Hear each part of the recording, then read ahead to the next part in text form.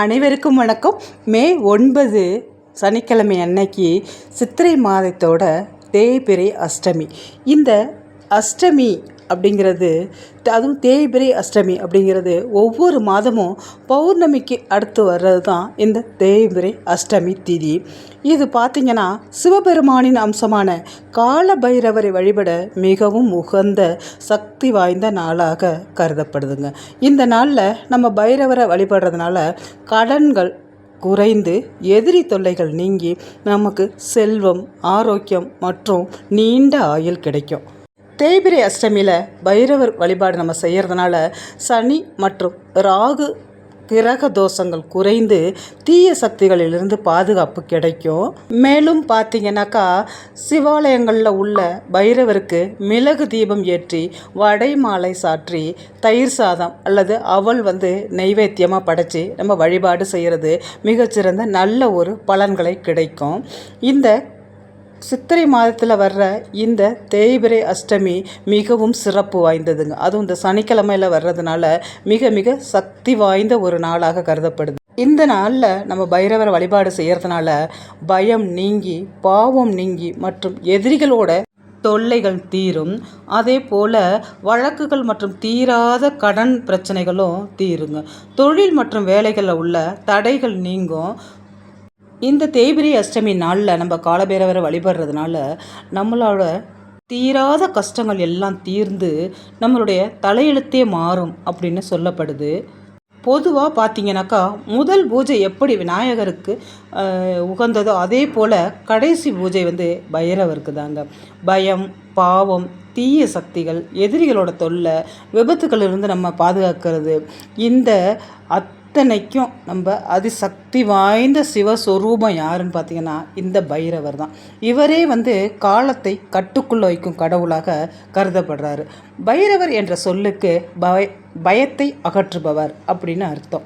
இந்த முக்கியமான தேய்பிறை அஷ்டமி காலத்தில் நம்ம கால பைரவரை வழிபடுறதுனால எதிரிகள் தொல்லை நீங்கி கடன் பிரச்சனைகள், வழக்கு உள்ளிட்ட மீள முடியாத சிக்கல்கள் நீங்குவதுடன் செல்வ செழிப்பு, மகிழ்ச்சி, நிம்மதி இது எல்லாம் கிடைக்குங்க. ஒவ்வொரு மாதமும் அமாவாசைக்கு பிறகு அஷ்டமி வரும். அதே போல் பௌர்ணமிக்கு பிறகு ஒரு அஷ்டமி வரும்.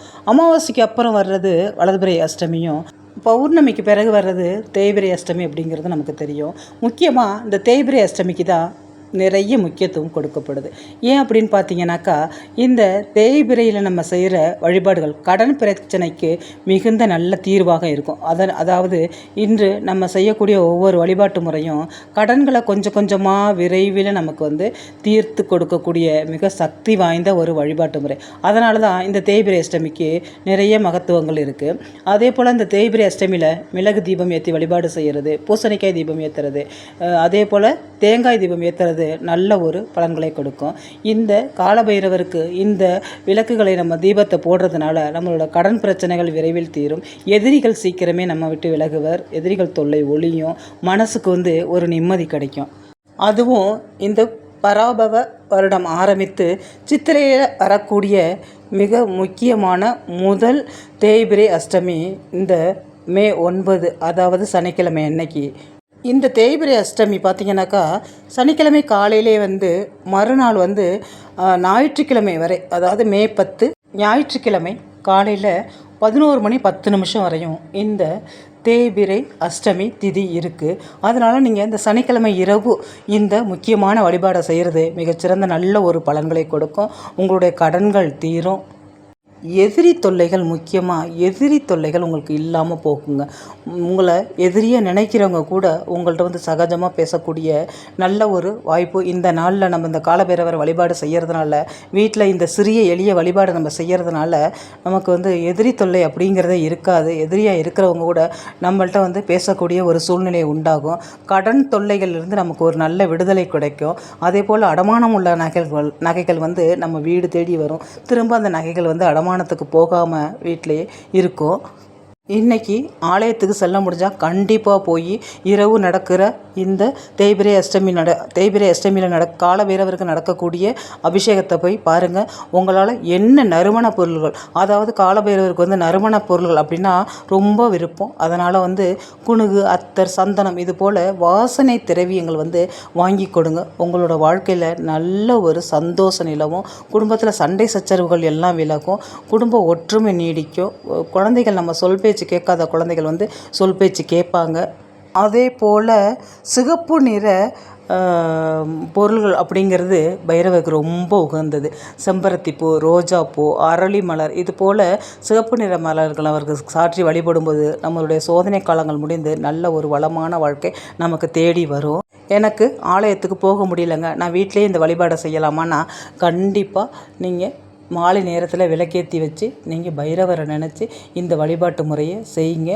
உங்களால் என்ன நைவேத்தியம் முடியுதோ அந்த நைவேத்தியத்தை வச்சு நீங்கள் தீப தூப ஆராதனையை காமிச்சு அன்றைக்கு நீங்கள் செய்ய வேண்டிய முக்கியமான ஒரு எளிய வழிபாடுங்க. இதை நீங்கள் வந்து இந்த தேய்பிறை அஷ்டமியில், அதுவும் இந்த தமிழ் மாத சித்திரை மாத தேய்பிறை அஷ்டமியில் இந்த வழிபாட்டு முறையை நீங்கள் வீட்டில் செய்யுங்க.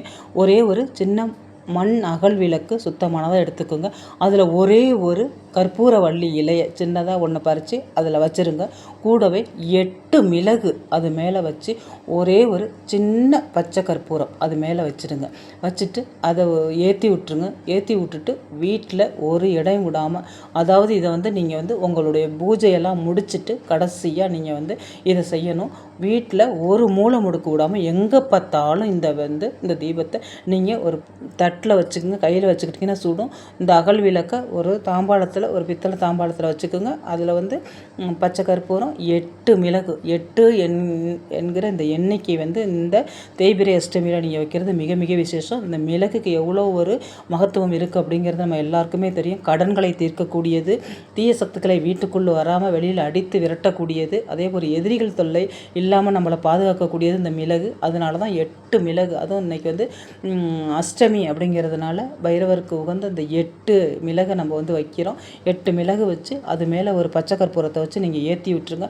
ஏற்றி விட்டு வீட்டுக்குள்ளே எங்கே பார்த்தாலும் காமிக்கும் பொழுது உங்களுடைய தரித்திரம் நீங்கி, அதாவது எதிரி தொல்லைகள் நீங்கி, எதிர்மறை ஆற்றல்லாம் நீங்கி உங்களுக்கு நல்ல ஒரு நேர்மறை ஆற்றல் உங்களை தேடி வரும். பைரவர் அருளால் உங்களுடைய வாழ்க்கை தரம் வந்து மேலும் மேலும் உயரும். நல்ல ஒரு ஆற்றல், நேர்மறை ஆற்றல் உங்களை தேடி வரும். ஒரு நம்பிக்கை உங்களுக்கு ஏற்படும். மன சம்பந்தமான பிரச்சனைகள்லாம் தீரும். முக்கியமாக கடன் பிரச்சனைகள் எல்லாம் உங்களுக்கு கொஞ்சம் கொஞ்சமாக ஏதாவது ஒரு ரூபத்தில் வந்து கடன் பிரச்சனைகள்லாம் கொஞ்சம் கொஞ்சமாக தீர்ந்து நீங்கள் அடகு வைத்த நகைகள் கொஞ்சம் கொஞ்சமாக நீங்கள் மீட்கக்கூடிய ஒரு நல்ல நிலைமை ஏற்படும். இரவு நேரத்தில் தான் செய்யணுமானா ஆமாங்க, இதை நீங்கள் வந்து ஒவ்வொரு அஷ்டமி திதியில் கூட செய்யலாம். இந்த சித்திரை தேய்பிறை அஷ்டமியில் தான் செய்யணும்னா ஒவ்வொரு அஷ்டமி திதியிலையும், தேய்பிறை அஷ்டமியாக இருந்தாலும் சரி, வளர்பிறை அஷ்டமியாக இருந்தாலும் சரி, இந்த பரிகாரத்தை நீங்கள் செஞ்சுட்டு வர்றது மிக மிக சிறப்பு. இதை வந்து நீங்கள் எல்லா பூஜையெல்லாம் முடிச்சுட்டு எல்லா கடவுளையும் வணங்கின பிறகு தான் நீங்கள் வந்து இந்த பூஜை முறையை செய்யணும். இதனால் பார்த்திங்கன்னா உங்களுடைய வாழ்க்கை தரம் நல்லா மேம்பாடு அடைந்து, கடன்கள் குறைந்து, நல்ல ஒரு மன நிம்மதி கிடைக்கும், மனதிற்கு மகிழ்ச்சி ஏற்படும், குடும்பத்தில் நல்ல சுபிக்ஷ நிகழ்ச்சிகள் நடைபெறும். அதே போல் உங்களுடைய நகைகள் கூடிய விரைவில் வீட்டுக்கு, அதாவது அடமான நகைகள் வந்து சேரும். திரும்பவும் அடமானம் போகாமல் அந்த நகைகள் உங்கள்கிட்டயே இருக்கும். இந்த வீடியோ உங்களுக்கு வந்து யூஸ்ஃபுல்லாக இருந்துச்சுன்னா உங்களோட ஃப்ரெண்ட்ஸ் அண்ட் ரிலேஷனுக்கு ஷேர் பண்ணி விடுங்க, கமெண்ட் பண்ணுங்கள். நம்மளோட சேனலை ஃபாலோ பண்ணாமல் பார்த்தீங்கன்னா ஃபாலோ பண்ணிவிட்டு பாருங்கள். நான் இன்னொரு வீடியோவில் உங்களை சந்திக்கிறேன். இந்த வீடியோ பார்த்த அனைத்து நல்லுள்ளங்களுக்கும் நன்றி.